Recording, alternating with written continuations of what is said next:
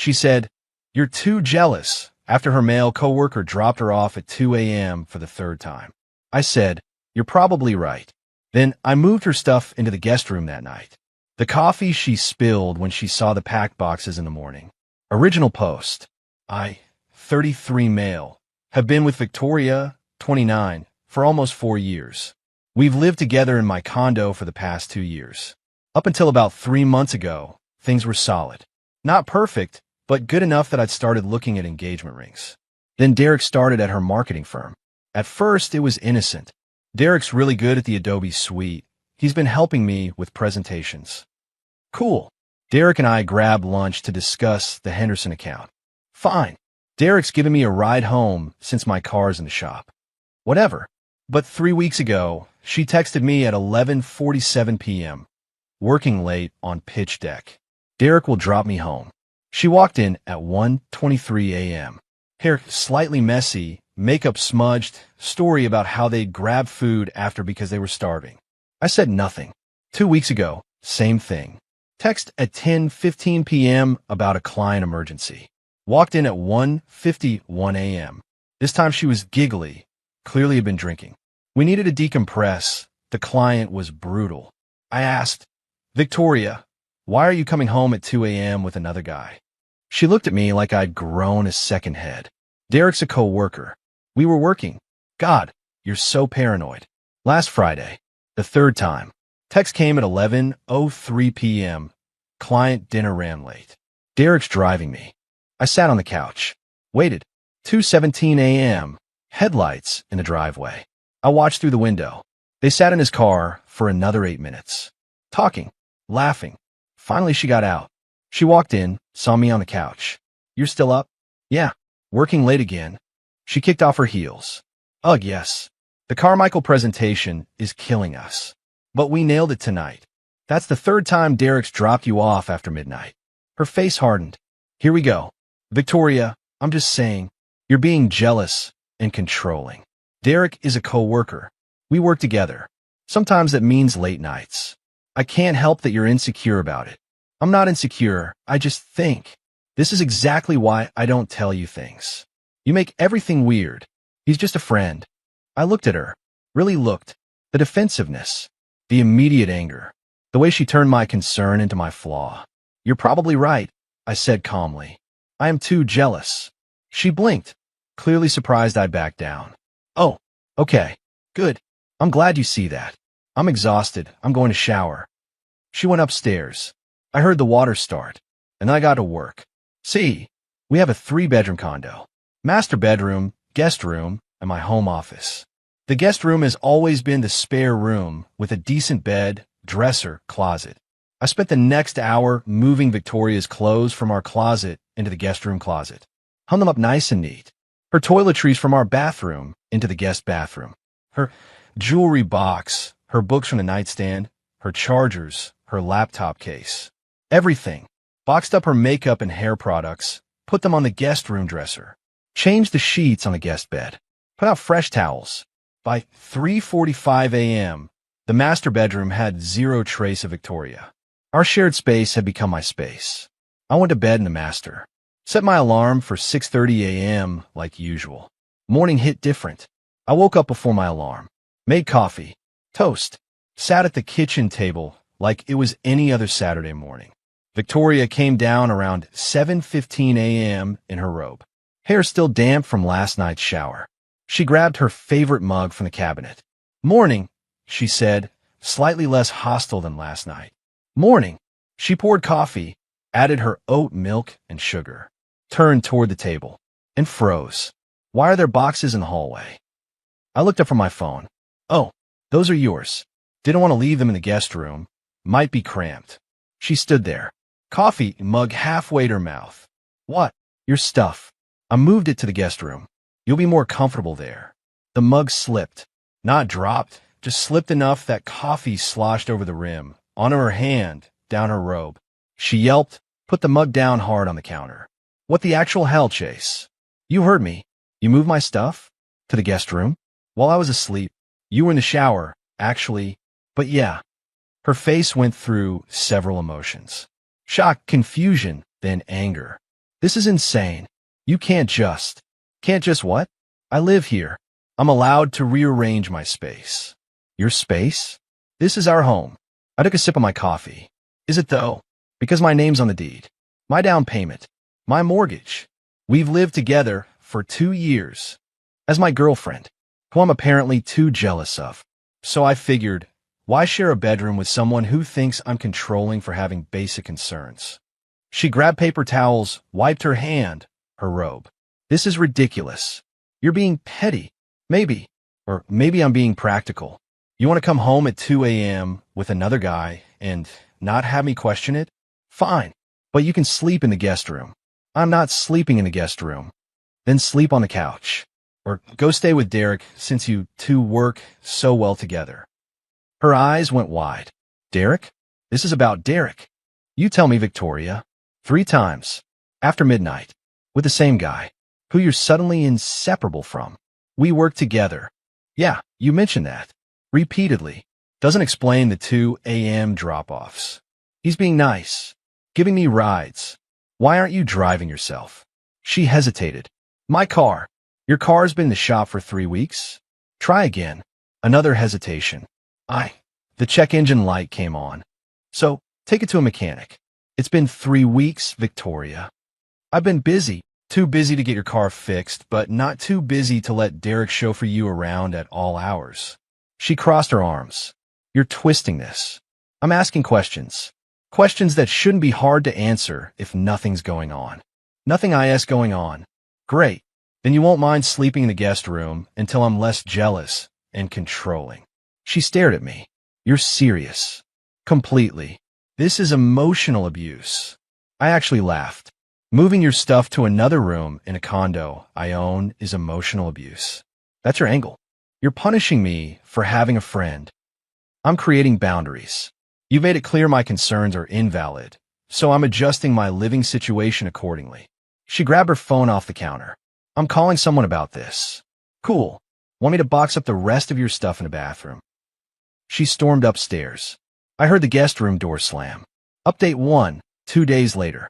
Victoria didn't come out of the guest room for the rest of Saturday. I heard her on the phone multiple times. Sunday morning, she emerged, showered, dressed, and announced she was going to her sister's to think. Take your time, I said. She left. Didn't come back Sunday night. Monday evening, I got a call. Her sister, Nicole. Chase, what is going on with you and Victoria? Hey, Nicole. She didn't tell you. She said you kicked her out of your bedroom and are holding her stuff hostage. I moved her belongings to the guest room because I'm tired of her coming home at 2 a.m. with her coworker Derek and gaslighting me about it. Silence. Then, Derek. Yeah, you know. About Derek, she mentioned a coworker. But, 2 a.m. 3 times in 3 weeks. Always with him. Always working late. But when I bring it up, I'm controlling and jealous. More silence. That does seem odd, right? So I gave her space. Guest room has everything she needs. Chase, that's pretty extreme. Is it? I own the place, Nicole. She's not on the lease, not on the deed. She can have the guest room, or she can leave. Those are the options. She says you're trying to control her. By giving her her own room? That's not control. That's independence. Nicole sighed. Look, I don't know all the details, but maybe you two need to talk. I tried talking. She called me jealous. So talking's off the table. She knows where she stands. Tuesday, Victoria came back. Didn't acknowledge me. Went straight to the guest room. Fine by me. Wednesday, I came home from work to find Derek's car in my driveway. I walked in. Victoria and Derek were in my living room. On my couch. He had papers spread out on my coffee table. Chase. Victoria jumped up. We're just working on the Hendricks account. The presentation is Friday. Get out, I said to Derek. He looked startled. Excuse me. You heard me. Get your papers, get your ass off my couch, and get out of my house. Dude, we're working. I don't care if you're curing cancer. This is my home. You're not welcome here. Leave. Victoria stepped between us. Chase, don't be ridiculous. Victoria, move. Derek, I'm giving you 60 seconds to gather your stuff and walk out that door. After that, I'm calling the cops. You're insane. Victoria said. Maybe. Doesn't change the fact that this is my property and he's trespassing if I ask him to leave. Derek stood up, trying to look tough. You're being real childish about this, man. 30 seconds. He looked at Victoria. She looked helpless. He gathered the papers, shoved them in a messenger bag. This is messed up, he muttered, walking past me. I followed him to the door, locked it behind him. Victoria was furious. What is wrong with you? You brought him to my house, to work, when you got an office. That's what's wrong. We needed quiet space. The office has conference rooms. They were all booked. Victoria, stop. Just stop. You're not this stupid. Excuse me. You're not dumb enough to think I'm buying any of this. The late nights, the rides home, the defensiveness, now bringing him to my house. You think I can't see what's happening? Nothing's happening. Then prove it. Show me your phone. Her face went pale. What? Your phone. Show me your text with Derek. If it's all work stuff, no problem. I'll apologize right now. That's a violation of privacy. You're in my house. You've been getting rides from him at 2 a.m. You just brought him into my living room. I think I've earned a right to see what's so important between you two. She clutched her phone. No. Then we're done. Done? Over not showing you my phone. Over lying to me.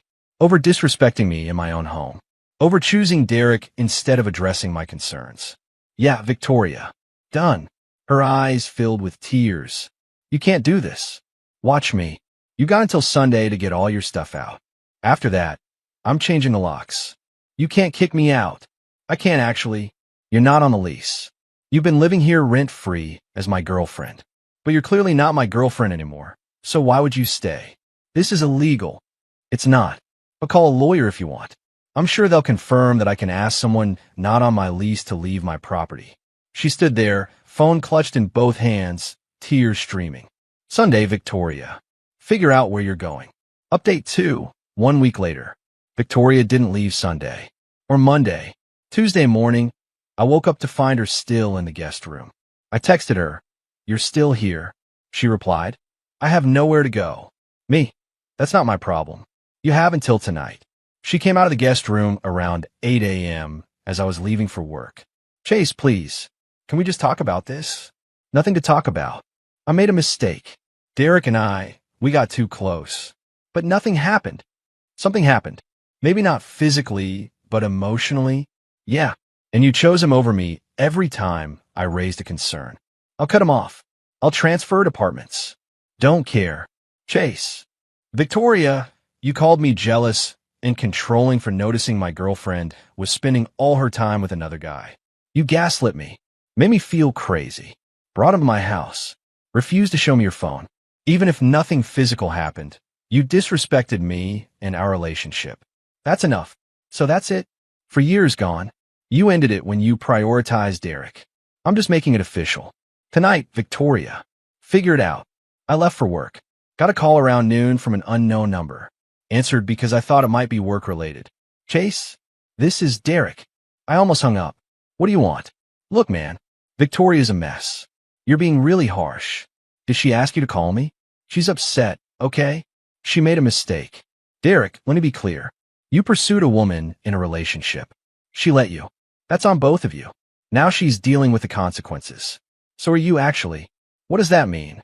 It means I'm forwarding some very interesting screenshots to your HR department. Your company has a strict policy about workplace relationships, right? Silence. Yeah, thought so. Have a good day, Derek. I hung up. Felt pretty good about it. By 6 p.m., Victoria was gone. Guest room was cleared out. She'd left a note on the kitchen counter. You're cruel. I hope you're happy ruining my life. I threw it away. Thursday, got a call from Nicole again. Chase, Victoria's staying with me. She's devastated. Okay. That's all you have to say. What do you want me to say, Nicole? She made her choices. She said you're reporting Derek to HR. Is that true? Yep. That's vindictive. That's consequences. He helped destroy my relationship. Now he can face some professional consequences. You're going to ruin his career. He should have thought about that before getting cozy with my girlfriend. This isn't you, Chase. You're not this cruel. Apparently I am. Anything else? She hung up. Friday afternoon. Got a text from a number I didn't recognize. It was Derek. I got suspended pending investigation. You cost me my job. Hope you're proud. I replied, "You cost me my relationship. Seems fair." Saturday morning, Victoria showed up with Nicole and their mother, Patricia. I opened the door. "Yeah." Patricia started immediately. "Young man, what you've done to my daughter is appalling." "Hello to you too, Patricia. She made a mistake. Everyone deserves forgiveness." "Maybe. Doesn't mean I have to be the one to give it." "You reported Derek to his company. You've sabotaged her career." "I reported a policy violation. What his company does with that information is on them." Victoria stepped forward. "Chase, Derek got fired. He's threatening to sue you." "For what?" "Telling the truth. You're destroying lives." "Nah, you two did that yourselves. I just stopped pretending it was okay." Nicole jumped in. "You kept her stuff. She needs her things." "What stuff?" "Her grandmother's necklace. Her photo albums. If she left anything, she can text me a list. I'll box it up. She can pick it up. But I'm not having this." Conversation on my doorstep. Patricia got in my face. "You will give my daughter her belongings, and you will apologize, and you will make this right." I looked at her, then at Victoria. "Victoria, get your mother off my property before I call the cops." "You wouldn't dare," Patricia hissed. I pulled out my phone. "Test me." Nicole grabbed her mom's arm. "Mom, come on. This isn't helping." They left, but not before Victoria turned around. "I loved you." Past tense. Noted. Final update. 3 weeks later. Derek got fired. Victoria got transferred to a different team to avoid workplace conflicts. She's apparently miserable, according to mutual friends who still talk to me. Nicole called last week. Derek's girlfriend found out about Victoria. "He has a girlfriend?" "Yeah, they've been together for like 6 months. She dumped him. Publicly. On Facebook. Tagged Victoria in it." I laughed. "So, he was cheating on his girlfriend with Victoria, while Victoria was cheating on me with him?" "Looks like it." "That's beautiful." "Chase, you sound bitter." "I'm not bitter. I'm satisfied. Derek and Victoria deserved each other, and now they've got exactly what they earned." "Victoria thought you were going to propose." That one stung a little. I was. Before Derek showed up. She feels awful about that. "Cool. Tell her I said thanks for saving me 50 grand on a ring and a wedding." Tuesday, I got a certified letter from Victoria's lawyer. She's demanding $15,000 for cohabitation contributions and emotional distress. My lawyer laughed when I showed him. "She has no case. You're not married. No common law in this state. She was living there voluntarily, rent-free. Tell her to pound sand." So I did. Well, my lawyer sent a formal response, basically saying Victoria's claim was without merit and any further harassment would result in a restraining order. Haven't heard anything since. Ran into one of Victoria's co-workers at the grocery store yesterday. She recognized me from a holiday party. "Hey, you're Chase, right?" "Victoria's ex." "Yeah. Just want you to know, we all knew something was up with her and Derek. They were super obvious. Not your fault. Appreciate that. Also, Derek was a creep. Hit on like 3 different women in the office. Good riddance. Made me feel better, honestly. As for me, I'm doing okay. Not great, not terrible. Apartment feels empty sometimes. I miss having someone around, but I don't miss the gaslighting. Don't miss the 2 a.m. anxiety. Don't miss feeling crazy for noticing obvious red flags. My buddy Connor's been crashing with me some weekends. We watch football, drink beer, don't talk about feelings. It's nice. Mom called last week. Heard what happened with Victoria. "You okay?" "Getting there." "Good." "She wasn't right for you anyway. Too flighty." "You never liked her?" "I like her fine until she started making you feel crazy. That's when I knew." Moms know. Got back on dating apps. Not actively swiping, just seeing what's out there. No rush. Changed my locks last week. New deadbolt, new handles. Cost me $180. Worth it for the peace of mind. Victoria left some stuff in the hall closet. Winter coats, a box of books. I texted her a list, told her to pick them up by the end of the month, or I'm donating them. She said she'll send Nicole. Fine by me. Don't need to see her face again. Looking back, I should have seen it earlier. The way she started dressing nicer for work. The sudden interest in craft cocktails that Derek apparently introduced her to. The way she'd laugh at her phone and quickly put it away when I walked in the room. But hindsight's a hell of a drug. What I learned, trust your gut. When someone makes you feel crazy for noticing the obvious, that's manipulation. When someone chooses someone else over addressing your relationship, that's already the end. You just don't know it yet. Moving her stuff to the guest room wasn't revenge. It was self-preservation. Everything after that was just logical consequences playing out. Derek lost his job. Victoria lost me and her work reputation. They both lost whatever they thought they had with each other. I lost 4 years and some sleep, but I kept my dignity in my house. Fair trade. To anyone reading this in a similar situation, you're not crazy. You're not jealous. You're noticing what you're noticing for a reason. Trust that. Act on it. Don't let someone convince you that your reality isn't real. Victoria texted last night from Nicole's phone. I blocked her number. I'm sorry. I messed up. Derek meant nothing. Can we talk? I replied, no. That's the last word she's getting from me. Turning off notifications now.